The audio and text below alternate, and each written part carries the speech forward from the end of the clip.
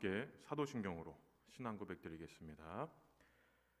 전능하사 천지를 만드신 하나님 아버지를 내가 믿사오며 그 외아들 우리 주 예수 그리스도를 믿사오니 이는 성령으로 잉태하사 동정녀 마리아에게 나시고 본디오 빌라도에게 고난을 받으사 십자가에 못 박혀 죽으시고 장사한 지 사흘 만에 죽은 자 가운데서 다시 살아나시며 하늘에 오르사 전능하신 하나님 우편에 앉아 계시다가 저리로서 산자와 죽은 자를 심판하러 오시리라. 성령을 믿사오며 거룩한 공예와 성도가 서로 교통하는 것과 죄를 사하여 주시는 것과 몸이 다시 사는 것과 영원히 사는 것을 믿사옵나이다. 아멘.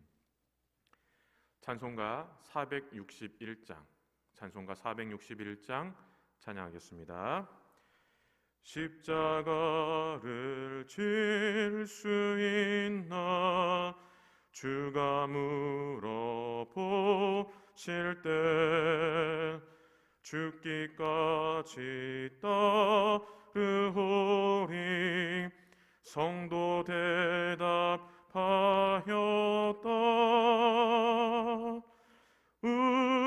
우리의 심령 주의 것이니 주님의 형상만 드소서. 주 인도 따라 살아갈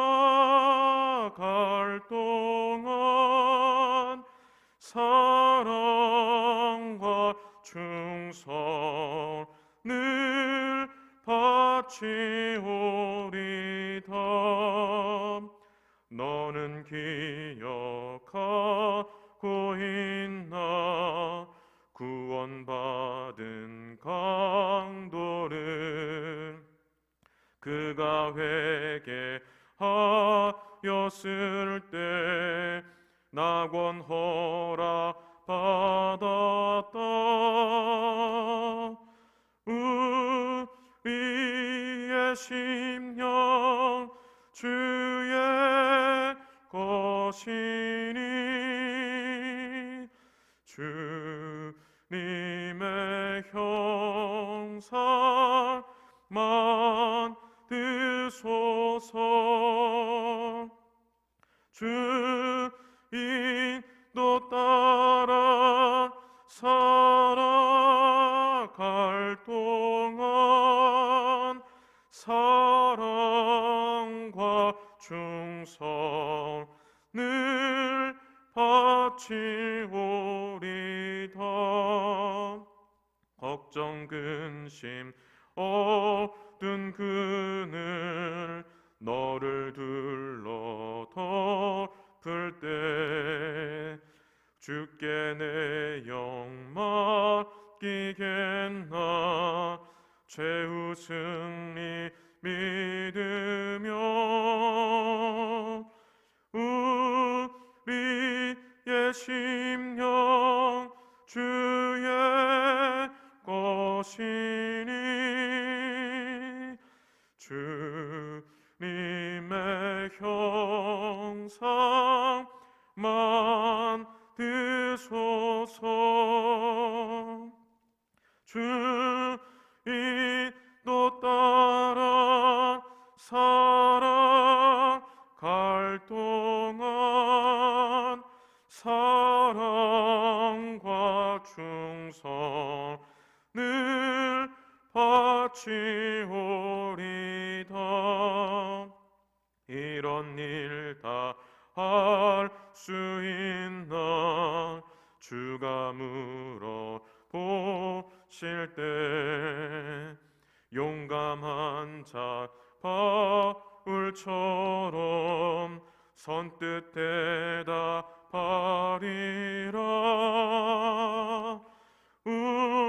우리의 심령 주의 것이니 주님의 형상만 드소서. 주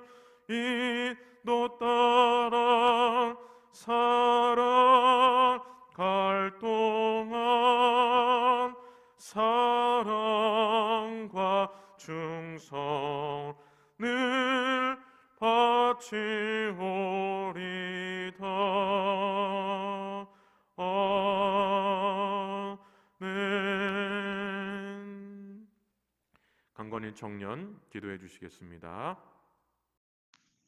사랑과 은혜가 많으신 하나님 아버지, 거룩한 주님의 날 예배드릴 수 있도록 허락하심을 감사합니다. 지금 이 시간 예배드리는 모두에게 임하시어 하나님의 영광을 보게 하시고 우리 주 예수 그리스도의 은혜를 경험하게 하여 주시옵소서. 그리고 이 시간 죄 지은 바를 주님께 고백하고 회개하는 우리가 되길 원합니다. 저희의 죄를 사하여 주시옵시고 주님 주시는 기쁨과 평안으로 충만하게 하여 주시옵소서.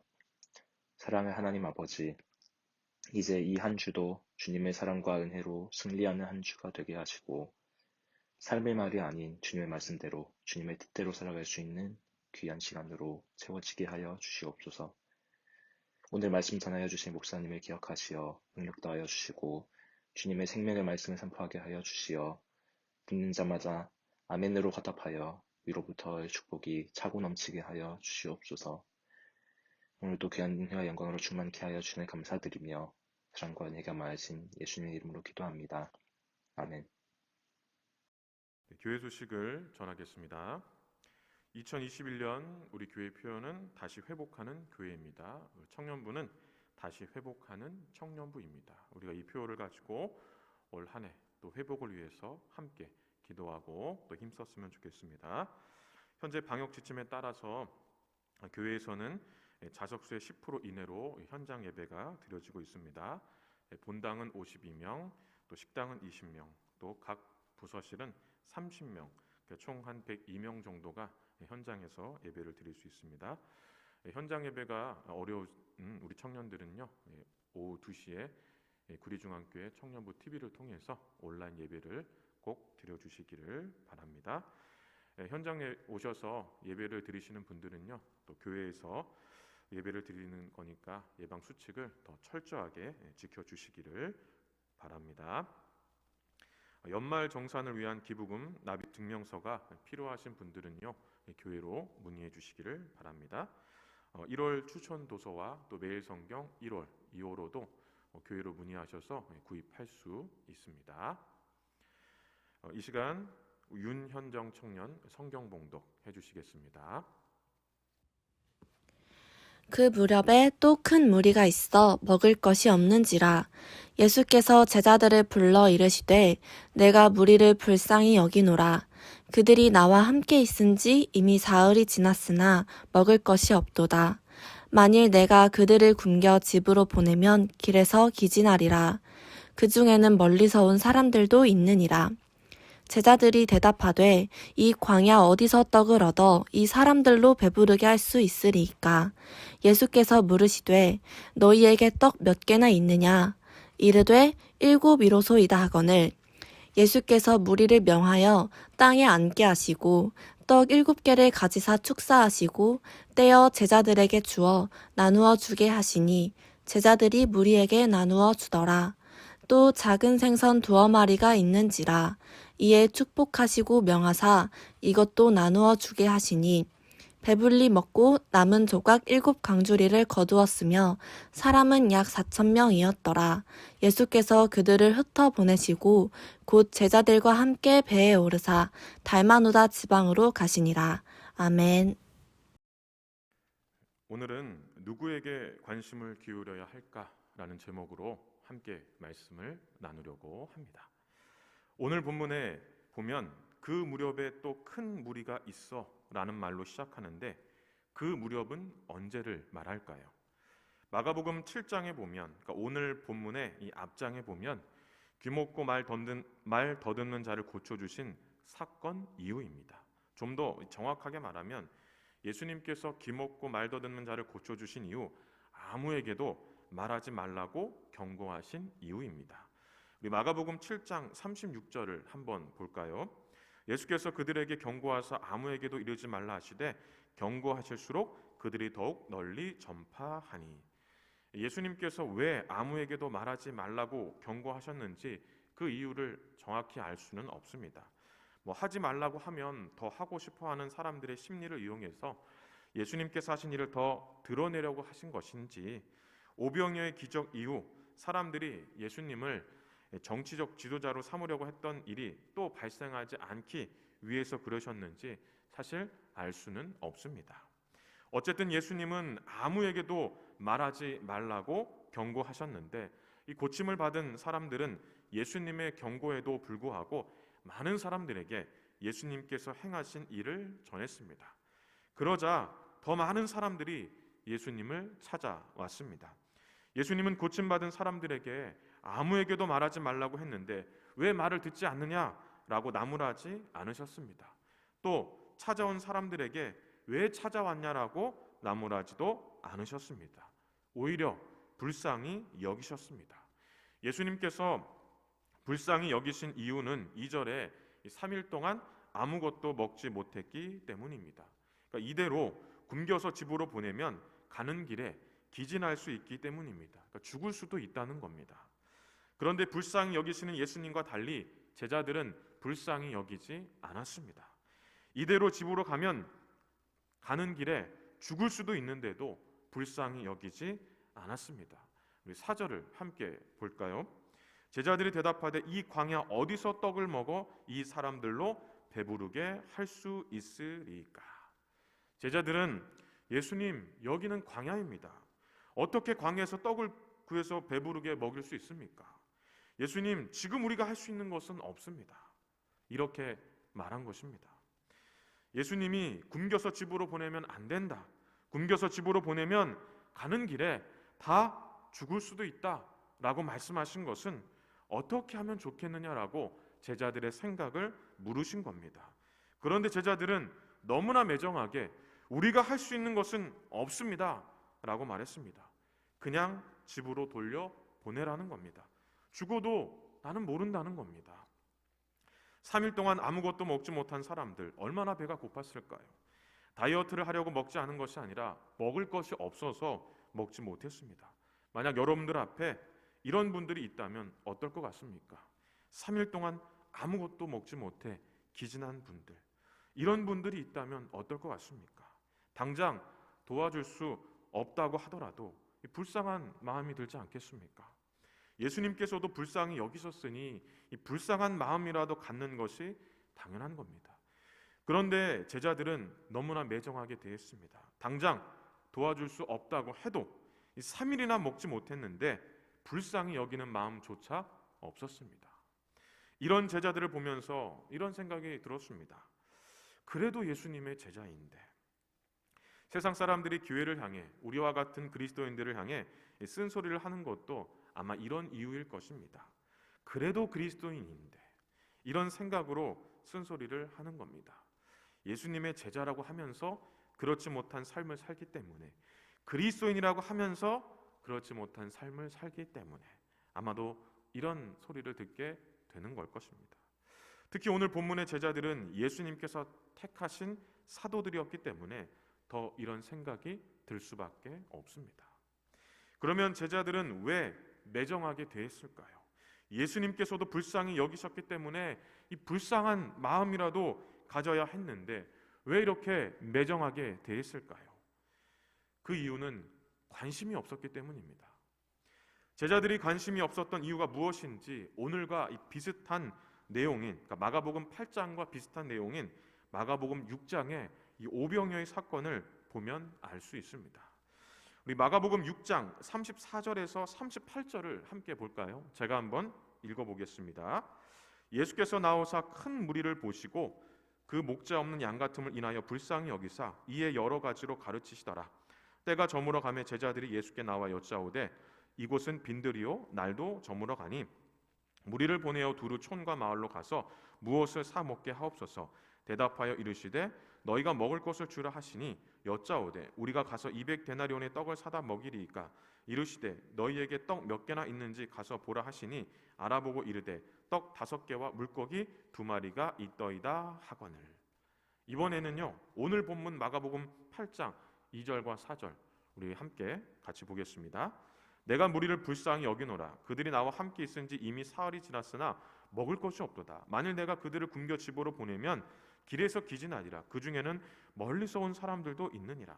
제자들이 대답하되 이 광야 어디서 떡을 얻어 이 사람들로 배부르게 할 수 있으리까? 어떻습니까? 6장과 8장의 분위기가 조금 다르다는 것이 느껴지지 않습니까? 6장에서 예수님은 8장에서처럼 불쌍히 여기셨습니다.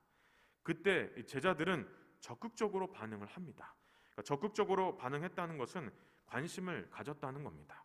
8장에서는 전혀 관심이 없었는데 6장에서는 관심을 가졌습니다. 6장에서 제자들은 예수님께서 불쌍히 여기자 지금 날이 저물었으니 빨리 마을로 가서 음식을 사서 먹게 해야 합니다 라고 했습니다. 그러니까 굶기면 안 된다는 거죠. 관심을 가졌다는 겁니다. 예수님은 관심을 갖는 제자들에게 그러면 너희가 먹을 것을 주면 되지 않느냐라고 말을 했습니다.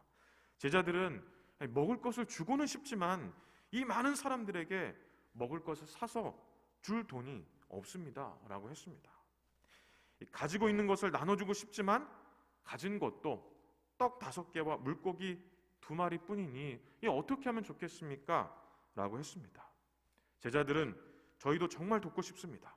그런데 저희들이 가지고 있는 것으로는 돕기가 너무 어렵습니다. 그러니 예수님이 좀 도와주시면 안 되겠습니까? 이렇게 한 것입니다. 4절에서의 분위기와 너무 다르지 않습니까? 6장에서도 8장에서도 제자들은 가진 것이 없기 때문에 도와줄 수 없는 상황입니다. 그러니까 상황은 비슷합니다. 하지만 6장에서는 불쌍히 여기는 마음도 있고 예수님께 도움도 요청합니다. 그런데 8장에서는 불쌍히 여기는 마음도 없고 예수님께 도움도 요청하지 않았습니다. 오히려 불쌍히 여기신 예수님께 우리가 할 수 있는 것이 없는데 뭘 어떻게 하냐라고 이런 식으로 반응했습니다. 그러니까 우리는 관심 없습니다. 이런 식으로 반응을 한 겁니다. 예수님께서는 분명히 3일이나 굶었다, 죽을 수도 있다 라고 했는데도 관심이 없었습니다. 예수님은 불쌍히 여기셨는데 관심을 가지셨는데 제자들은 왜 관심이 없었을까 하는 궁금증이 생기지 않습니까? 분명 6장과 8장의 상황이 비슷한데 6장에서는 굉장히 적극적으로 관심을 보이는데 이 8장에서는 그렇지 않다는 것을 우리가 보면서 이런 생각이 들 거예요. 왜 제자들은 관심을 갖지 않았을까? 제자들이 관심을 갖지 않았던 이유는 8장에서 예수님을 찾아온 사람들이 이방인들이었기 때문입니다. 즉 자신들과 다른 사람들, 어떤 것도 함께 공유할 수 없는 사람들이라고 생각했기 때문입니다. 유대인들은 자신들만이 특별한 민족이라고 생각하여 이방인들을 차별했습니다. 그리고 심지어는요 개처럼 취급했습니다. 이방인들을 매우 부정하게 여기고 멸시했습니다. 얼마나 부정하게 여기고 멸시했는지 여행을 하다가 이방 지역에 잠시 들르기라고도 하면 이 부정한 것을 털어버린다는 의미로 발에 묻은 먼지를 털어버렸습니다. 만약 친한 사람들끼리 어깨동무를 하거나 팔짱을 꼈는데 놔! 더러워! 라고 이렇게 반응하면 어떨 것 같습니까? 기분이 나쁘겠죠. 매우 불쾌할 겁니다. 유대인들은 발에 묻은 먼지를 털어버릴 때 아이 더러워! 이런 생각으로 털어버린 겁니다. 제자들의 이런 행동 어떻게 생각합니까? 우리랑 다르기 때문에 차별을 해도 됩니까? 어떤 것도 함께 공유할 수 없습니까? 우리랑 다르면 기분 나빠해야 됩니까? 불쾌하게 반응해도 되는 겁니까? 결코 그래서는 안 됩니다. 예수님은 외모로 판단하지 말라고 하셨습니다. 차별하지 말라는 겁니다. 반면 6장에서 예수님을 찾아온 사람들은요 유대인들이었습니다. 제자들은 자신들과 같은 유대인들이라고 해서 관심을 가졌습니다. 차별하지 않았습니다. 모든 것을 함께 공유하려고 했고 더 적극적인 관심을 가졌습니다. 예수님께서 두로라는 이방인 지역에서 이 헬라인 이 수로보닉의 여인의 딸을 고쳐주셨고 또 귀먹고 말 더듬는 자들을 고치자 이 소문이 이 두로 지역에 퍼지기 시작했습니다. 예수님께서는 행하신 일들을 전하지 말라고 했는데도 사람들은 적극적으로 예수님께서 행하신 일을 전했습니다. 그래서 많은 이방인들이 예수님을 찾아온 것입니다. 3절에 보면 그 중에는 멀리서 온 사람들도 있느니라 라고 하는데 여기에서 이 멀리서 온 사람들이라는 말은 거리상 멀리서 온 사람들만 의미하는 것이 아니라 이방인들을 의미하는 단어입니다.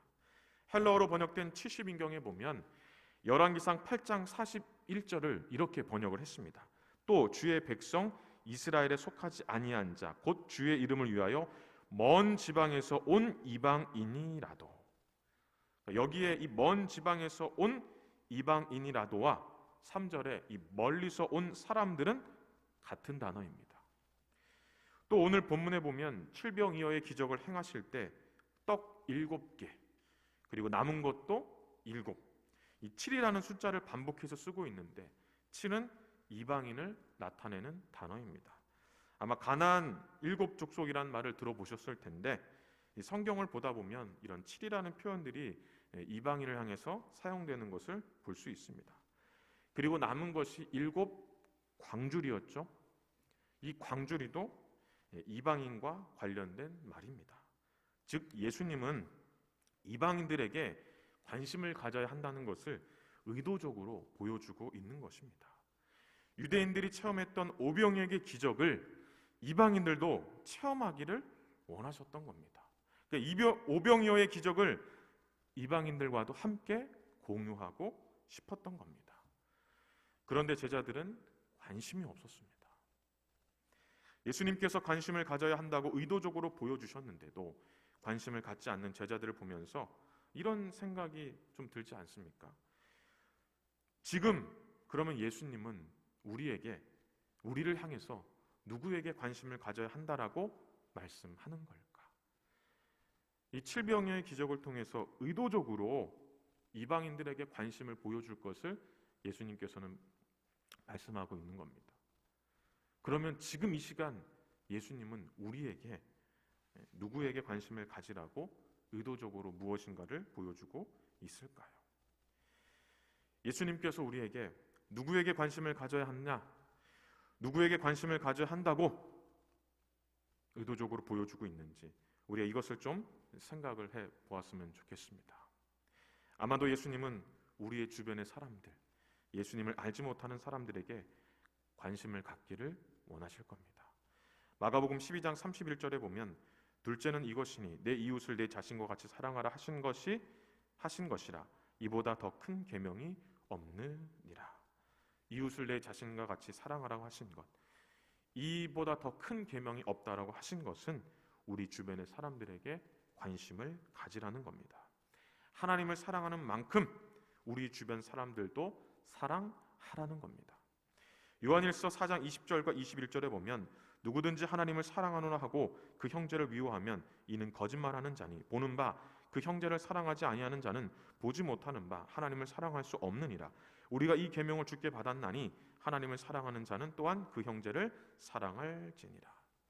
특히 오늘 본문에 3일 동안 굶었던 사람들처럼 어려움을 겪고 기진한 사람들에게 관심을 가져야 합니다. 우리 주변에 어려움을 겪고 기진한 사람들은 누가 있을까요? 지금 이 현재 어쩌면 코로나로 인해 어려움을 겪고 있는 사람들이 아닐까라고 생각합니다. 그 중에는 우리도 포함이 됩니다. 물론 돕고 싶지만 도울 수 있는 여력이 안 될 수도 있습니다. 그렇다면 불쌍히 여기는 마음이라도 가져야 합니다. 전혀 이 사람들과 나와 상관없는 사람들처럼 생각해서는 안 됩니다. 그리고 예수님께 그들을 위해서도 도움을 요청해야 합니다. 6장에서 제자들은 이런 마음이 있었습니다. 불쌍히 여기는 마음도 가졌고 자신들이 도울 여력이 되지 못하자 예수님께 도움을 요청했습니다. 하지만 8장에서 제자들은 6장에서처럼 하지 않았습니다. 이방인이라는 이유만으로 그렇게 하지 않았습니다. 차별했고 기분 나빠했고 불쾌해했습니다. 6장에서 오병이어의 기적을 체험하고도 그 기적을 나누기보다 그 기적을 자신들만 가지려고 했습니다. 마치 이방인들은 이런 기적을 체험하면 안 되는 것처럼 말을 했습니다. 하나님의 백성으로 선택을 받았기 때문에 자신들만이 그 특권을 누리려고 했다는 겁니다. 예수님이 오늘 이 시간 이 자리 가운데 있다면 과연 이 코로나로 인해서 어려움을 겪는 사람들, 그 사람들에게 관심을 기울이는 것을 원하실까요? 그렇지 않는 걸 원하실까요? 만약 여러분들이 예수님을 통해 구원받은 하나님의 자녀라는 것을 확실히 믿는다면, 하나님의 자녀로서 특별한 은혜를 누리고 산다고 확실히 믿는다면 이 은혜를 코로나로 인해 어려움을 겪는 사람들에게 나누어 주어야 합니다. 예수님께서는 바로 이것을 원하십니다. 코로나로 인해 어려움을 겪고 있는 우리 주변 이웃에 관심을 가져야 합니다. 적어도 불쌍히 여기는 마음을 가져야 합니다. 전혀 상관없는 사람처럼 생각해서는 안 됩니다. 그들이 믿지 않는다는 이유만으로 차별해서는 안 됩니다. 그들이 혹 우리에게 비난하고 쓴소리를 한다 할지라도 차별해서는 안 됩니다. 그들을 위해서 예수님께 도움을 요청해야 합니다. 그러면 어떻게 좀 더 관심을 기울일 수 있을까요? 물론 이 코로나로 인해 어려움을 겪고 있는 모든 사람들을 우리가 다 도와줄 수 있는 여력은 안 됩니다. 일단은 먼저 살펴본 것처럼 불쌍히 여기는 마음을 갖고 그리고 예수님께 그들을 위해서 도와주시기를 요청해야 합니다. 또한 우리에게 은혜를 주시듯 그들에게도 은혜를 달라고 도움을 요청해야 합니다. 그리고 한 가지 더, 방역수칙을 우리가 더 철저하게 지켜야 합니다. 어쩌면 지금 상황에서 우리가 할 수 있는 가장 실제적인 것이 아닐까라는 생각을 해봅니다. 우리처럼 방역수칙을 잘 지키는 교회들도 많고 정말 열심히 이 코로나를 위해서 이겨내고 싸워내려고 하는 사람들도 많습니다. 그러나 요즘은 이 코로나 확산세 중심에 교회가 있는 것이 이 언론을 통해서 보도될 때마다 그렇지 않아도 이 코로나 때문에 힘든데 교회 때문에 힘들다고 호소하는 사람들이 많습니다. 불안해하고 교회가 왜 그러냐고 원망의 목소리를 내기도 합니다. 분명 우리처럼 방역수칙을 잘 지키는 교회들도 많은데 왜 이런 일이 일어나는지 생각해 볼 때 뭔가 의도가 있지 않을까 이런 생각이 들지 않습니까? 음모론 말고요. 교회를 위협하고 박해하고 와해하기 위한 음모론 이런 거 말고요. 어쩌면 더 관심을 가지라고 하는 것이 아닐까요? 예수님께서 오늘 본문에서도 이방인과 관련된 단어들을 계속 사용합니다. 끝까지 그런 단어들을 사용합니다. 이것은 분명히 의도가 있는 겁니다. 관심을 기울이라는 거예요. 오병이어의 기적과 같은 그 놀라운 기적이 이 이방인들에게도 일어나야 한다는 것입니다. 교회로 인해 힘들어하고 불안해하고 원망해하는 사람들, 우리가 그들을 위해서 할 수 있는 것, 어쩌면 더 철저하게 방역수칙을 지키는 것, 이것이 우리가 지금 할 수 있는 최선일 수도 있고 또 가장 실제적인 방법이 될 겁니다. 이 외에도 예수님께서는 누구에게 관심을 갖기를 원하실까요? 누가 또 오늘 본문의 말씀처럼 3일 동안 굶었던 사람들처럼 어려움을 겪고 기진한 사람들일까요? 불쌍히 여기고 예수님께 도움을 요청해야 될 사람들은 또 누가 있을까요?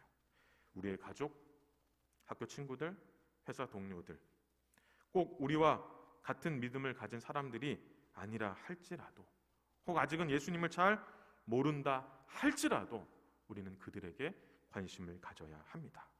제자들은 예수님과 함께 했으면서도 예수님의 관심을 잘 몰랐습니다. 예수님의 말씀을 듣고 예수님께서 행하신 기적을 보았음에도 예수님의 관심을 잘 몰랐습니다. 우리가 교회를 다닌다고 하면서 예수님의 말씀을 듣고 예수님께서 행하신 기적을 믿는다고 하면서도 어쩌면 우리도 예수님의 관심을 잘 모르고 있을지도 모릅니다. 지금 이때 코로나로 인해 어려움을 겪고 있는 이때가 예수님의 관심이 무엇인지, 누구에게 관심을 기울여야 하는지를 깨달을 수 있는 좋은 때인 것 같습니다. 그 어느 때보다 우리 주변 사람들에게 관심을 가질 수 있는 좋은 때인 것 같습니다. 이때 불쌍히 여기는 마음을 가지고 예수님께 도움을 요청하는 우리 모든 청년들이 될 수 있기를 바랍니다. 차별해서도 안 됩니다. 믿지 않는다고 해서, 우리를 비난한다고 해서 똑같이 비난하고 원망의 목소리를 내는 것이 아니라 그들을 불쌍히 여기시고 그들을 위해 예수님께 도움을 요청하고 간절히 기도하는 우리 모든 청년들이 되시길 주님의 이름으로 간절히 축원합니다. 하나님 아버지, 감사합니다. 오늘도 이 예배를 통해서 하나님께 영광을 돌리게 하시니 감사합니다. 하나님, 우리는 연약하고 부족하여서 정말 예수님이 무엇에 관심을 갖고 계시는지 잘 모릅니다. 교회를 다닌다고 하면서도, 말씀을 듣는다고 하면서도 주님께서 행하신 모든 일들을 믿는다고 하면서도 예수님의 관심이 어디에 있었는지 잘 몰랐습니다. 또 하나님께 은혜를 구할 때 우리의 은혜만 구했습니다. 우리 주변 사람들을 돌아보지 못했고, 그들을 불쌍히 여기지 못했고, 그들을 위해서 예수님께 도움을 요청하지 못했던 것 같습니다. 하나님, 우리를 용서하여 주시옵소서. 여전히 코로나로 인해서 힘들어하는 사람들 너무나 많습니다. 하나님, 우리가 그들을 보면서 더 관심을 갖게 하여 주시옵소서. 우리가 그들을 위해서 무엇을 할 수 있을까를 고민하게 하여 주시옵소서. 하나님, 도와주시옵소서. 속히 이 코로나로부터 정말 이 대한민국을 지켜주시고 전 세계를 지켜주셔서 모두가 다 하나님의 놀라우신 은혜를 체험케 하여 주시옵소서. 오늘 본문에 이 칠병이어의 기적과 같은 이 놀라운 하나님의 은혜가 우리만의 은혜가 되지 않게 하시고 우리 주변 사람들과 함께 나눌 수 있는 그런 은혜가 될 수 있도록 하나님 인도해 주시옵소서. 모든 영광을 주님께 올려드립니다. 오늘 이 예배를 하나님께서 기쁘게 받아 주시옵소서. 거룩하신 예수님의 이름으로 간절히 기도하옵나이다. 아멘. 지금은 우리 주 예수 그리스도의 은혜와 하나님 아버지의 사랑과 성령의 교통하심이 오늘 우리에게 주신 말씀처럼 예수님께 저 누구에게 관심을 갖고 계신지 그것을 깨닫고 예수님의 관심을 따라 살기로 마음에 간절히 소원하며 예배하는 우리 모든 청년들 머리 위에와 그들의 가정과 하는 모든 일들 위에 이제로부터 영원토록 함께 있을지어다. 아멘.